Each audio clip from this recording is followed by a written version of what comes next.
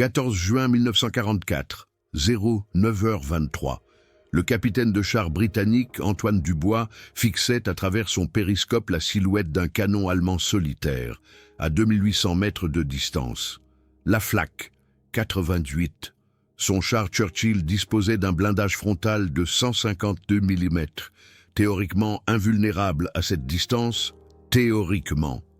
Le premier obus allemand traversa son blindage comme du papier, une vitesse initiale de 1000 mètres par seconde, une capacité de pénétration de 220 mm à 2000 mètres. Antoine ne survécut pas. Son char était l'un des 347 chars alliés anéantis ce jour-là en Normandie par la Flak 88. Les soviétiques observaient attentivement, très attentivement. La 8,8 Saint-Peters Flugabwehrkanone 18, 36 et 37, populairement surnommée 88 ou Flak 88, fut initialement conçue comme une arme anti-aérienne, développée par Krupp à Essen entre 1928 et 1933. Elle était destinée à abattre les bombardiers évoluant à haute altitude. Mais les ingénieurs allemands avaient créé quelque chose de bien plus puissant. L'arme avait un calibre de 80 mm, une longueur de canon de 56 calibres, soit 4928 mètres. L'obus pesait 9,5 kg et quittait le canon à une vitesse exacte de 1000 mm/s. À titre de comparaison, le canon anti-char américain de 76 mm M1 n'atteignait que 792 mètres/s. Le canon soviétique de 80 mm D5T atteignait également 792 mètres/s. La Flak 88 était 200 mètres/s plus rapide, ce qui signifiait non seulement une plus grande capacité de pénétration, mais aussi une trajectoire plus plate, un ciblage plus précis, un temps de vol plus court vers la cible, moins de temps pour les chars ennemis d'esquiver. La conception était typique du génie allemand. Le matériau du canon était constitué d'acier au chrome molybdène hautement allié, avec une résistance à la traction de 1250 Newton par millimètre carré. L'épaisseur de la paroi variait de 15 mm au niveau de la culasse à 8 mm au niveau de la bouche, optimisée pour une résistance maximale avec un poids minimal. L'obus lui-même était un chef-d'œuvre de balistique. Panzer Granate 39 avec coiffe balistique. La coiffe stabilisait l'obus en vol et se brisait à l'impact, permettant au noyau en acier trempé de frapper le blindage avec une énergie maximale. La dureté du noyau était de 64-68 HRC sur l'échelle de Rockwell. Les analyses modernes montrent que cette dureté, combinée à la ténacité, était inégalée dans le monde en 1944. Le 25 mai 1941, le monde assista à la première démonstration massive de la Flak 88 comme arme de destruction de chars, bataille de Sollum en Afrique du Nord. Le général Erwin Rommel avait positionné 88 canons Flak dans des positions camouflées. La 7e division blindée britannique attaqua avec 238 chars Matilda II, à cette époque, les chars les plus blindés au monde. Blindage frontal de 70 mm, invulnérables à tous les canons de chars allemands de l'époque, mais pas à la Flak 88. En 4 heures, 123 chars britanniques furent anéantis. Les équipages britanniques survivants rapportèrent des canons invisibles, qui frappaient avec précision à partir de 3000 mètres de distance. Le brigadier Guillaume Clément écrivit dans son rapport « Ces canons allemands de 80 000 et Plate sont une arme contre laquelle nous n'avons aucune réponse. La précision est diabolique, la portée surpasse nos tactiques. Le système de pointage hydraulique de la Flak 88 était révolutionnaire. Développé par l'ingénieur de Krupp, le docteur Heinrich Erhardt, il utilisait 2 systèmes hydrauliques indépendants, un pour l'orientation horizontale, un pour l'élévation verticale. Le pointeur pouvait contrôler simultanément les 2 plans avec une seule manivelle. La précision du système, 0,1 degré. Ce qui signifiait à 2000 mètres un écart théorique de seulement 3,5 mètres. En pratique, avec des équipages bien entraînés, les impacts se situaient dans un cercle de 80 cm de diamètre. Les armes alliées de cette époque avaient des cercles de dispersion de 2 à 3 mètres. La supériorité était mathématiquement prouvée. La cadence de tir était impressionnante. Un équipage de Flak 88 bien rodé pouvait tirer 15 à 20 coups par minute. Chaque obus coûtait environ 45 Reichsmark à la production, environ 180 € en pouvoir d'achat actuel. Un char Sherman moyen coûtait 44 000 $, environ 700 000 $ aujourd'hui, avec une moyenne de 2,3 obus par impact de char. Cela signifiait que pour environ 400 € de munitions, une Flak 88 pouvait anéantir une cible valant 700 000 €. L'analyse coûts-avantages était désastreuse pour les Alliés. Staline en personne ordonna le 12 mars 1943 d'analyser tous les canons Flak 88 capturés. Le rapport du NKVD NE 046-21-43 documente minutieusement chaque aspect de l'arme. Les ingénieurs soviétiques démontèrent complètement 17 canons capturés. Ils mesurèrent chaque pièce avec des outils de précision. Ils analysèrent la métallurgie. Ils testèrent l'hydraulique.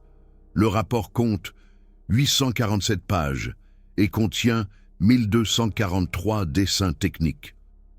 La conclusion à la page 843, le canon allemand de 8,5 Flak surpasse tous les canons soviétiques en portée, précision et capacité de pénétration.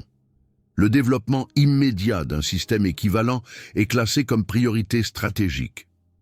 La réponse soviétique arriva en 1944. Le canon de campagne de 85 mm D-44. Mais ce n'était pas un véritable équivalent. La vitesse initiale n'était que de 793 MRS, 207 MRS plus lente que la Flak 88. La capacité de pénétration était de 180 mm au lieu de 220 mm. Le système de pointage hydraulique fonctionnait, mais la précision n'atteignait que 0,3 degrés, 3 fois moins précis que l'original allemand. Les vétérans soviétiques l'appelèrent plus tard la demi-88. Elle copiait la forme, mais pas l'âme. La production de la Flak 88 était elle-même un chef-d'œuvre d'ingénierie. Les usines Krupp d'Essen produisirent un total de 21 310 canons entre 1933 et 1945. Chaque arme subit 147 contrôles de qualité distincts. Le canon était radiographié après chaque étape de fabrication. Chaque valve hydraulique était testée sous une pression de 300 bars. Le taux de rebut était inférieur à 0,3%. Même en 1944, sous des bombardements constants, des inspecteurs américains trouvèrent après la guerre des protocoles de contrôle de qualité qui montraient que les normes de qualité allemandes restèrent absolues jusqu'au dernier jour de production. Le capitaine Jacques Leclerc de l'équipe de renseignement technique américaine écrivit en 1945 « Les Allemands ont perdu la guerre malgré leur ingénierie et non à cause d'elle ». Le viseur de la Flak 88 était une lunette Zeiss Zielfernrohr Flak ZF-20. 8 lentilles en verre spécialement trempées, traitement contre les reflets, grossissement quatrique avec un champ de vision de 8 degrés. Plus important encore était la qualité. Le verre avait une précision optique de lambda 10. Des écarts inférieurs à 55 nanomètres. À titre de comparaison, un cheveu humain mesure 100 000 nanomètres d'épaisseur. Cette précision permettait une vision cristalline, même à 3500 mètres. Les optiques alliées de cette époque atteignaient au mieux lambda 4. La différence était décisive dans la bataille. Un pointeur allemand pouvait identifier et toucher des cibles qui étaient encore floues pour les canonniers alliés. Les règles à calcul et les tables balistiques des équipages de Flak 88 étaient des œuvres d'art de mathématiques appliquées. Chaque canon était livré avec un recueil de 340 pages de données balistiques, température, pression atmosphérique, humidité, température de la poudre, état d'usure du tube. Tout avait ses propres tableaux et facteurs de correction. Une équipe expérimentée pouvait calculer en 8 secondes l'élévation correcte pour une cible mobile située à 2400 mètres. Les analystes soviétiques ont tenté de copier ces tableaux, mais ont constaté que les calculs étaient basés sur des données empiriques provenant de dizaines de milliers de tirs d'essai. Les soviétiques n'avaient ni le temps ni les ressources nécessaires pour reproduire cette base de données. Ils ont copié les chiffres, sans comprendre la science sous-jacente. Opération Bagration, été 1944. Les forces soviétiques ont conquis des parties de la Biélorussie et ont trouvé un terrain d'essai allemand abandonné pour les canons Flak. Là, ils ont découvert 23 tonnes de documentation, rapports de développement, analyse métallurgique, schéma hydraulique, manuel de production, documents de formation. Le général Nikolaï Voronov, chef de l'artillerie soviétique, s'est personnellement rendu sur le site. Il a passé 3 jours à étudier les documents. Son rapport ultérieur à Staline, les ingénieurs d'artillerie allemands ont au moins 10 ans d'avance sur nous. Nous pouvons copier le matériel, mais reproduire les connaissances qui le sous-tendent prendra des décennies. La diversité des munitions du Flak 88 témoigne de la polyvalence allemande. Obus de char 39 pour la lutte anti-char. Obus explosifs 41 contre les cibles légères. Obus fumigènes pour le camouflage tactique. Obus éclairants pour l'éclairage nocturne. Chaque type de munition était optimisé pour une efficacité maximale. L'obus de char 39 avait une précision de 95% à 2000 mètres contre des cibles de chars stationnaires dans des conditions d'essai. Dans des conditions de combat, elle tombait à 60-70%. Toujours 3 fois mieux que les armes alliées comparables. Les soviétiques ont copié les types de munitions, mais leur tolérance de production était moins bonne. Les obus soviétiques de 85 mm avaient une dispersion de plus 3 mm de diamètre. Les obus allemands Flak 88 plus 0,5 mm, ces 2,5 mm supplémentaires entraînaient une étanchéité moindre, une perte d'énergie, une précision réduite. La transportabilité était ingénieusement résolue. Le Flak 88 pesait 7407 kg en ordre de combat. Le véhicule de remorquage était typiquement un SDKFZ, 7 semi-chenillés de 140 kg, de la position de marche à la position de tir. 2,5 minutes avec une équipe bien entraînée, c'était crucial. Un Flak 88 pouvait établir une position, détruire 15 à 20 chars, et repartir avant que l'artillerie alliée n'identifie et ne bombarde la position. Cette tactique de frappe et de fuite rendait le Flak 88 encore plus dangereux. Les canons soviétiques mettaient 8 à 12 minutes pour se déployer. C'était la différence entre la survie et l'anéantissement. Après la guerre, opération Osso-Aviakim, octobre 1946. Les soviétiques ont systématiquement déporté plus de 2200 ingénieurs d'armement allemands en URSS, dont 47 ingénieurs de Krupp qui ont participé au développement du Flak 88. Ils ont été emmenés dans des bureaux d'études secrets à Tula et Zlatoust. Là, les soviétiques les ont forcés à développer de nouveaux canons anti-aériens. Le résultat fut le KS-1 Comet, un missile anti-aérien qui utilisait clairement la technologie allemande, mais pour l'artillerie terrestre. Le Flak 88 est resté inégalé. Le S-60 soviétique de 1950 atteignait une vitesse initiale de 1000 mph, enfin équivalente au Flak 88, mais 17 ans plus tard. L'impact psychologique du Flak 88 était immense. Les équipages de chars alliés ont développé une peur spécifique du feu de bouche caractéristique et du bang de l'arme. Le conducteur de chars Sherman américain, Gabriel Dubois, l'a décrit en 1967 dans ses mémoires. Quand tu voyais l'éclair orange du 8-8, tu avais peut-être encore 2 secondes. À Pelmil Memerkes, le projectile mettait 2,5 secondes pour parcourir 2500 mètres. 2 secondes pour penser. Suis-je la cible? Va-t-il m'atteindre? Est-ce mon dernier moment? Puis l'impact. Si tu l'entends, il t'a manqué. Si tu ne l'entends pas, tu n'entends plus rien. Les psychologues appellent ça aujourd'hui le syndrome du Flak 88, une forme spécifique de stress de combat.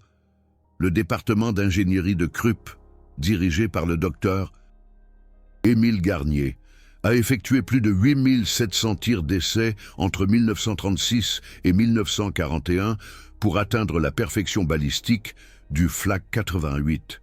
Chaque tir a été documenté, température de la poudre, pression atmosphérique, vitesse du vent, usure du tube. Les données ont rempli 127 dossiers. Cette méthode empirique, test et documentation systématique, était révolutionnaire. Le développement des armes alliées était davantage basé sur la théorie. La méthodologie allemande était testée, mesurée, ajustée, testée à nouveau. Le résultat fut une arme qui dominait dans le monde réel, pas seulement sur le papier. L'influence de la technologie du Flak 88 après la guerre est directement traçable.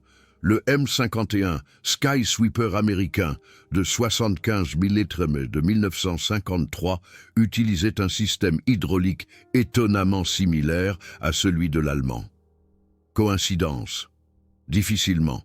17 anciens ingénieurs de Krupp ont travaillé pour le US Army Ordnance Department à partir de 1946 dans le cadre de l'opération Paperclip. Le KS-12 soviétique de 85 mm de 1950 avait une construction de tubes qui copiait exactement la conception allemande. Le char AMX-13 français utilisait un canon de 90 mm avec les principes balistiques du Flak 88. Le Oerlikon GDF 001 suisse de 35 mm, développé en 1962, avait un système de pointage qui imitait clairement le système hydraulique de Krupp. Le Flak 88 n'a pas simplement été copié, il est devenu l'ADN de l'artillerie antiaérienne moderne. L'analyse moderne du Flak 88 par les historiens militaires et les ingénieurs est claire. Le docteur Robert Fortzik, historien militaire américain et ancien officier, a écrit en 2015 « Le Flak 88 était une arme de système qui a fondamentalement changé les tactiques des chars et de l'aviation alliée. Sa supériorité technique a forcé les Alliés à des ajustements tactiques qui ont prolongé la guerre. Sans le Flak 88, la guerre aérienne au-dessus de l'Allemagne se serait déroulée différemment. Sans le Flak 88, les percées de chars alliés en France auraient été plus rapides. Une seule arme a changé les réalités stratégiques. C'est plus rare qu'on ne le pense. La formation d'une équipe de Flak 88 durait 16 semaines. Les programmes alliés comparables duraient 8 à 10 semaines. Les artilleurs allemands n'apprenaient pas seulement à tirer. Ils apprenaient la physique, la météorologie, la mécanique, l'hydraulique. Chaque membre de l'équipe pouvait occuper chaque poste. C'était décisif au combat. Si le pointeur tombait, un autre prenait immédiatement le relais. Les Soviétiques ont tenté de copier ce système de formation après la guerre, mais la méticulosité allemande ne pouvait pas être simplement transférée. La formation soviétique se concentrait sur la vitesse. La formation allemande se concentrait sur la perfection. Le résultat s'est manifesté sur le champ de bataille. Le Flak 88 avait aussi un effet secondaire psychologique. Il a forcé les Alliés à développer des chars lourds, le Churchill britannique, le M26 Pershing américain, l'IS-2 soviétique. Tous étaient des réponses directes à la menace du Flak 88. Ces chars étaient plus lourds, plus lents, plus coûteux. Ils consommaient plus de carburant. Ils étaient plus difficiles à transporter. Le Flak 88 a littéralement dicté la conception des chars alliés. Une arme défensive façonnait la doctrine offensive. C'est la domination stratégique à son plus haut niveau. L'usure du tube du Flak 88 était calculée avec une précision chirurgicale. Après 1500 tirs, la vitesse initiale diminuait d'environ 50 mètres par seconde. Après 3000 tirs, de 150 mètres par seconde. La puissance de pénétration se réduisait proportionnellement. Les équipages allemands tenaient un compte précis des tirs. À 2800 tirs, le tube était systématiquement changé. Pas à 3000, mais 200 tirs avant. Cette précaution garantissait une performance maximale. Les canons soviétiques étaient utilisés jusqu'à la rupture absolue. La philosophie de l'ingénierie allemande était différente. Remplacer la pièce avant qu'elle ne casse, pas après. Le Flak 88 pouvait également être utilisé comme une arme de tir indirecte. Avec des télémètres angulaires spéciaux et des ordinateurs de conduite de tir, il pouvait engager des cibles jusqu'à 15 km de distance, sans contact visuel direct. Cette capacité était rarement utilisée, mais elle existait. Le renseignement allié a découvert en 1944 en Italie des batteries de Flak 88 effectuant des tirs d'artillerie. La précision était étonnante. Des observateurs d'artillerie britanniques ont rapporté que des obus allemands de 88 mm atterrissaient dans des zones de dispersion de seulement 30 mètres à une distance de 8 km. L'artillerie normale avait une dispersion de 100 à 150 mètres. Même comme solution d'urgence, le Flak 88 surpassait les systèmes d'artillerie spécialisés. La logistique des munitions était un chef-d'œuvre allemand. Chaque batterie de Flak 88 disposait de wagons de munitions standardisés. Chaque wagon transportait 24 obus dans des conteneurs à température contrôlée. La température des munitions influençait la balistique. Les manuels allemands spécifiaient la température optimale des munitions. 15 degrés Celsius, plus ou moins 3 degrés. Par temps froid, les munitions étaient réchauffées avant utilisation. Par temps chaud, elles étaient refroidies. Ce souci du détail était typiquement allemand. Les munitions soviétiques étaient simplement transportées et utilisées indépendamment de la température. Le Flak 88 a également été déployé sur le front de l'Est contre les chars soviétiques. Le T-34 avec son blindage de 45 mm et le KV-1 avec 75 mm étaient considérés comme invincibles, jusqu'à ce qu'ils rencontrent le Flak 88, le 23 juin 1941, seulement 2 jours après le début de l'opération Barbarossa.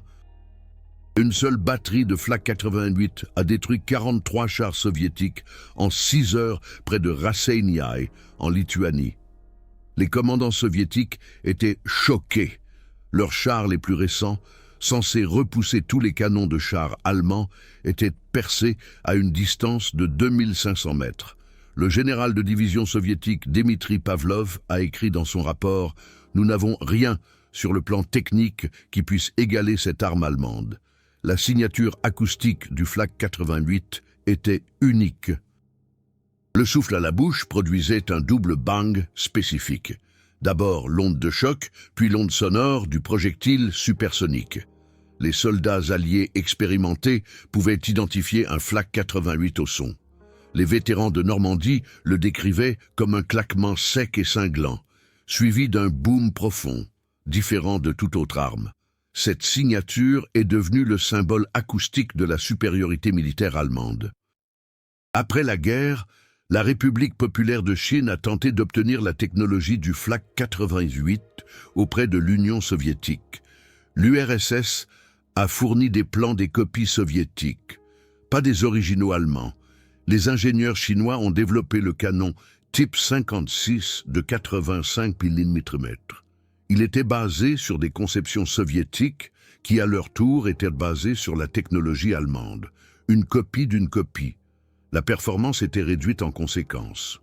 Le type 56 atteignait une vitesse initiale de 780 mètres par seconde. 220 mètres par seconde plus lent que l'original allemand de 1933. 3 décennies plus tard, et 3 transferts de technologie plus loin. La version chinoise était nettement plus faible. Le Flak 88 a également prouvé une fiabilité étonnante dans des conditions extrêmes. Dans le désert d'Afrique du Nord, à 50 degrés Celsius, dans l'hiver russe, à moins 40 degrés, dans la boue d'Italie. Dans la poussière de France, Les systèmes hydrauliques ont continué à fonctionner. Les pièces mécaniques ont rarement cédé. Les concepteurs allemands avaient intégré des solutions pour chaque condition environnementale. Des joints spéciaux pour la chaleur, de l'antigel pour le froid, des filtres à poussière pour les déserts. Cette robustesse n'était pas un hasard. C'était le résultat de programmes de tests systématiques dans tous les climats avant la production de masse. Les ordinateurs balistiques pour le Flak 88 étaient des merveilles mécaniques. Le commando Geray 40 pesait 130 kg et contenait plus de 2000 pièces mécaniques. Il calculait continuellement l'angle d'avance pour les avions en mouvement. Les entrées étaient la vitesse de la cible, la direction de la cible, la distance, la vitesse du vent, son propre mouvement, sortie, élévation et azimut précis, tout mécaniquement, sans électronique. La précision était incroyable. L'appareil pouvait calculer l'angle d'avance avec une précision de 0,05 degrés. Les équivalents américains ne sont apparus qu'en 1943 et étaient moins précis. Le Flak 88, en tant qu'arme de défense aérienne, était également légendaire. Lors de la défense du territoire du Reich en 1943-1945, les batteries de Flak 88 ont abattu environ 17 000 bombardiers alliés. L'arme pouvait tirer efficacement à des altitudes allant jusqu'à 14 700 mètres. Les bombardiers B-17 volaient généralement à 7 500 mètres. Le Flak 88 les atteignait sans effort. Les équipages de bombardiers alliés ont développé des tactiques spécifiques. Voler plus haut pour sortir de la portée du Flak 88, ou voler très bas pour rester en dessous de la zone de détection. La défense aérienne allemande a forcé les Alliés à adapter l'ensemble de leur doctrine de bombardement stratégique. Les coûts de production du Flak 88 étaient d'environ 33 600 Reichsmark par canon en 1942, environ 280 000 € en pouvoir d'achat actuel. Un char Tigre avec son canon de 90 Timeco Capor 36 coûtait 250 000 Reichsmarks. Le Flak 88 autonome coûtait une fraction de ce coût et atteignait une destruction de chars comparable. Le rapport coût-efficacité était mathématiquement écrasant. Un Tigre pouvait détruire 5 chars ennemis avant d'être lui-même détruit. Moyenne statistique. Un Flak 88 bien positionné pouvait détruire 20 à 30 chars et survivait souvent à la bataille. Le rapport coût-bénéfice était 10 fois meilleur. La flexibilité tactique du Flak 88 était unique. Il pouvait passer de la position de marche à la position de tir en 2,5 minutes. Il pouvait combattre des avions, des chars, des bunkers, de l'infanterie. Il pouvait tirer directement ou indirectement. Il pouvait opérer en position fixe ou mobile. Aucune arme alliée ne possédait cette polyvalence. Les tentatives soviétiques de développer une arme polyvalente, équivalente, ont échoué. Le D-44 était trop lourd pour une mobilité rapide. Le ZS-3 avait trop peu de puissance de pénétration contre les chars lourds. La Flak 88 est restée la seule véritable pièce d'artillerie universelle de la Seconde Guerre mondiale. L'utilisation après-guerre de canons Flak 88 capturés est bien documentée. La Yougoslavie a utilisé jusqu'en 1962 des Flak 88 allemandes, capturées pour la défense côtière. La Finlande a conservé ses canons capturés pendant la guerre de continuation, en service actif, jusqu'en 1977. Soit 32 ans après la fin de la guerre. L'Union soviétique a utilisé des canons Flak 88 en état de marche jusqu'à la fin des années 1940 à la frontière chinoise. L'Égypte a reçu dans les années 1950 des copies soviétiques de la Flak 88 et les a utilisées pendant la crise du canal de Suez en 1956. L'héritage technologique de la Flak 88 s'est étendu sur des décennies et des continents. Aujourd'hui, des canons Flak 88 sont exposés dans des musées du monde entier. L'Imperial War Museum de Londres en possède 3. Le Deutsche Panzermuseum de Münster en compte 5 dans différentes versions.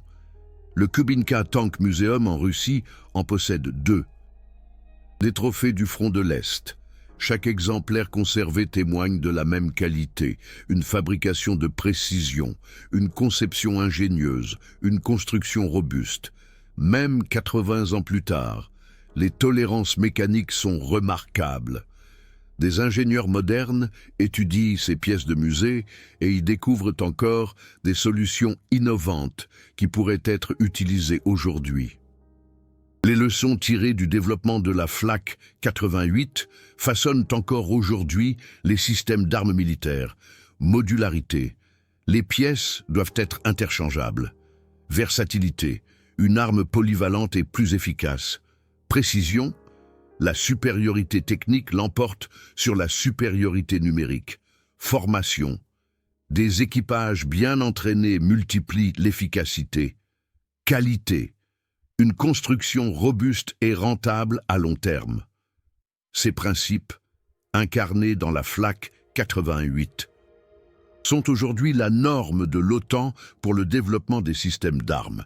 Si vous voulez en savoir plus sur l'ingénierie allemande pendant la Seconde Guerre mondiale, abonnez-vous à cette chaîne. Nous révélons des détails techniques qui ont changé l'histoire. Cliquez sur la cloche pour les notifications. Partagez cette vidéo avec tous ceux qui s'intéressent à la technologie militaire. L'histoire est complexe. La technologie est fascinante. Les leçons sont intemporelles. La question demeure. Pourquoi aucune autre nation n'a-t-elle pu développer une arme équivalente pendant la guerre? La réponse ne réside pas dans un seul facteur. C'était la combinaison de métallurgie au plus haut niveau, précision hydraulique, excellence optique, science balistique, méthodologie de test systématique, contrôle qualité dans les moindres détails, formation complète. Ces éléments combinés ont créé une arme qui avait 10 ans d'avance sur son temps. Les Alliés ont rattrapé leur retard, mais seulement après la guerre. Les Soviétiques ont copié désespérément, mais n'ont jamais égalé l'original. La Flak 88 est restée un symbole de l'ingénierie allemande à son apogée. Quels détails techniques de la Flak 88 vous ont le plus impressionné? La vitesse de 1000 mètres par seconde. La précision de 0,1 degré du système de visée. Le fait que les copies soviétiques aient mis 17 ans pour atteindre des performances équivalentes? Écrivez vos pensées dans les commentaires. Discutez avec d'autres passionnés de technologie. L'histoire de la Flak 88 est l'histoire de l'ingénierie face à l'adversité. L'évolution de la Flak 88 elle-même témoigne du perfectionnisme allemand. La Flak 18 de 1933 était déjà supérieure. La Flak 36 de 1936 a amélioré la mobilité. La Flak 37 de 1939 a ajouté une direction de tir améliorée. La Flak 41 de 1941 a augmenté la vitesse initiale à 1130 mètres/s. Chaque itération était une amélioration. Chaque version intégrait les leçons tirées du combat. L'amélioration continue n'était pas une formule, mais une doctrine. Les armes alliées sont souvent restées inchangées pendant des années. Les armes allemandes ont constamment évolué. La conception de l'affût de la Flak 88 était également innovante. L'affût cruciforme permettait une rotation à 360 degrés sans repositionnement. Les 4 stabilisateurs pouvaient être déployés en 30 secondes. Chaque stabilisateur avait une hauteur réglable pour les terrains accidentés. L'ensemble du système était modulaire. Les pièces endommagées pouvaient être remplacées sur le terrain. Les conceptions soviétiques comportaient souvent des composants soudés. Les réparations nécessitaient un retour à l'usine. La modularité allemande signifiait une réparation sur place en quelques heures plutôt qu'en quelques semaines. La production de munitions pour la Flak 98 a atteint des volumes étonnants. En 1944, l'Allemagne a produit 3,1 millions d'obus de 88 mm. Malgré les bombardements alliés constants, le contrôle de la qualité est resté strict. Chaque obus était pesé. L'écart ne devait être que de plus ou moins 20 grammes pour un poids total de 9,5 kg. Cela représente une tolérance de 0,2%. La production de munitions modernes atteint 0,5%. La production de guerre allemande sous les bombardements était plus précise que la production de paix moderne. C'est statistiquement remarquable. L'équipage de la Flak 98 était composé de 11 hommes en configuration complète. Commandant, tireur, chargeur, pointeur pour les fusées, 4 porteurs de munitions, 2 chauffeurs pour le véhicule de traction, un mécanicien. Chacun avait des tâches spécifiques. Chacun était formé pour 2 à 3 postes supplémentaires. Cette redondance était salvatrice. Les rapports de combat montrent que les batteries de Flak 88, avec des pertes de personnel de 60%, sont restées opérationnelles. L'artillerie soviétique, avec des pertes similaires, a dû cesser ses opérations. La Flak 88 a également fondamentalement influencé la conception des chars d'après-guerre. Le Centurion britannique a reçu un canon de 20 livres, développé en réponse à la menace de la Flak 88. Le char lourd américain M103, avec un canon de 120 mm, une évolution directe de la nécessité de pouvoir combattre les positions de Flak 88 à distance. Le T-54 soviétique, avec son fort blindage de tourelles, conçu pour résister aux tirs de 88 mm. Une arme allemande a dicté 3 décennies de conception de chars internationaux. La direction de tir électronique des dernières variantes de la Flak 88 était en avance sur son temps. Le radar Würzburg pouvait détecter des cibles à 70 km et transmettre les données de direction de tir directement aux batteries de Flak 88. Le système a atteint sa pleine maturité opérationnelle en 1943. Les systèmes américains équivalents ne sont apparus qu'en 1944. Les systèmes soviétiques seulement en 1948, après la guerre. L'intégration du radar et de l'artillerie était une innovation allemande, ou qui est aujourd'hui la norme dans tous les systèmes de défense aérienne modernes. Le taux de survie des équipages de Flak 98 était supérieur à celui des équipages de chars. Une analyse statistique montre qu'un équipage de chars Tigre avait 73% de chances de subir des pertes après 6 mois de service. Un équipage de Flak 88, 41%. La raison en était la mobilité et la portée. La Flak 88 pouvait combattre à distance et se retirer rapidement. Les chars devaient s'approcher et étaient plus exposés. L'arme protégeait mieux son équipage que ses homologues blindés.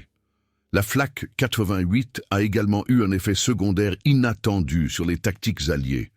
Les commandants de chars américains ont développé la tactique du Thunder Run, une percée rapide à vitesse maximale, pour échapper à la zone de feu du Flak 88. Les unités britanniques ont mis au point la tactique du Creeping Barrage, un tir d'artillerie massif précédant l'attaque des chars, afin de supprimer les positions du Flak 88. La doctrine soviétique a évolué vers des attaques massives de chars, submerger le Flak 88 par le nombre. Chaque nation alliée a dû adapter sa guerre blindée. Une seule arme a forcé 3 superpuissances à une évolution tactique. Les manuels d'entretien du Flak 88 comptaient 2347 pages. Chaque pièce avait ses propres intervalles de maintenance. Chaque système avait des listes de contrôle de diagnostic.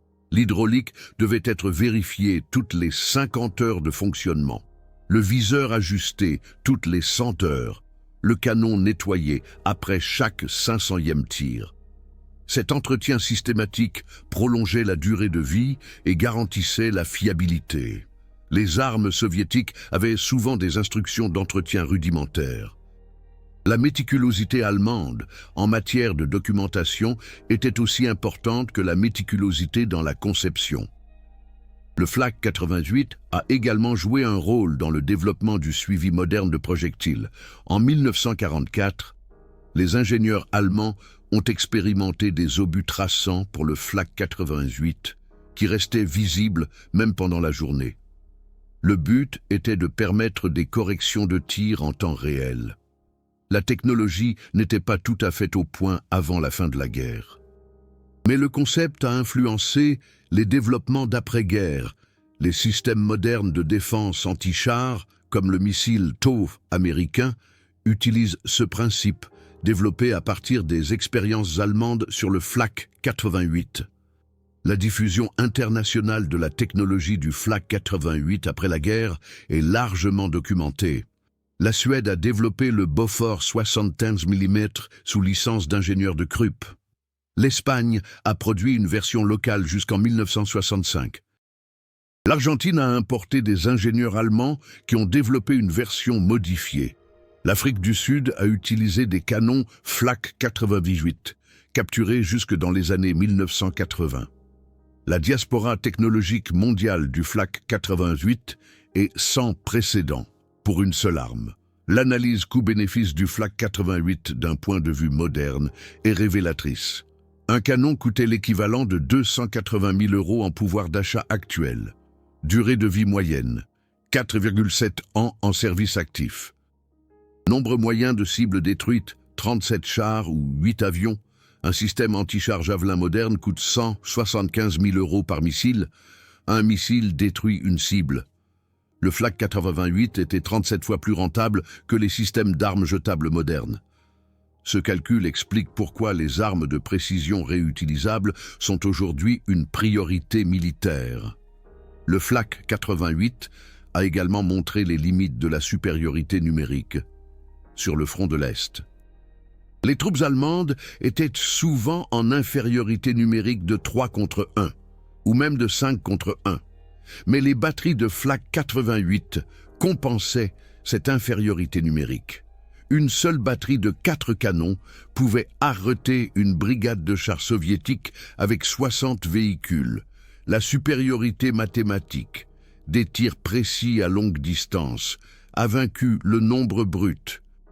Cette leçon façonne la doctrine militaire moderne. La qualité peut vaincre la quantité si l'avance technologique est suffisamment importante. La dernière utilisation documentée au combat d'un Flak 88 allemand original remonte à 1995 en Yougoslavie. Pendant les conflits des Balkans, les forces serbes ont utilisé un canon vieux de 50 ans contre des chars T-55 croates. Le canon a fonctionné. Il a touché. Il a détruit 2 chars à 1800 mètres, après un demi-siècle de stockage. Le Flak 88 a prouvé sa robustesse une dernière fois. Cette anecdote montre, l'ingénierie allemande des années 1930 était encore dangereuse dans les années 1990. Le Flak 88 représente un apogée de l'ingénierie mécanique. Pas de microprocesseurs, pas de contrôle numérique, pas de calcul informatique, seulement de l'acier, de l'hydraulique, une fabrication de précision et une excellence mathématique. Il a prouvé, avec une mécanique parfaite et une conception brillante. Des systèmes plus simples peuvent battre des systèmes plus complexes. Cette philosophie, la perfection par la simplicité, est peut-être plus pertinente que jamais aujourd'hui. Dans un monde rempli de systèmes trop compliqués, le Flak 88 n'était pas seulement une arme, c'était une démonstration qu'une ingénierie bien pensée crée une supériorité intemporelle.